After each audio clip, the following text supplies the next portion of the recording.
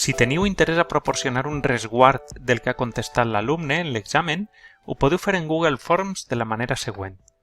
Veniu a la part de configuració i en l'inici, en l'apartat General, a més de registrar les adreces, podeu seleccionar rebuts de respostes, amb la qual cosa l'alumne rebrà un correu amb la informació del que ha contestat.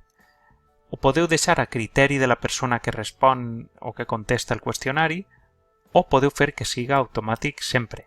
Si ho guardeu i veniu ací, feu una contestació aleatòria, envieu, ací ens indica què és el que hem respost i després ens arribarà un correu. Este és el correu que rebem i, evidentment, hem de saber o hem de ser conscients que es mostrarà l'examen a l'alumne amb preguntes-respostes, no la correcta, sinó la que ha seleccionat, però si no ens interessa que el tinguin a mà l'examen, doncs no podrem optar per aquesta possibilitat.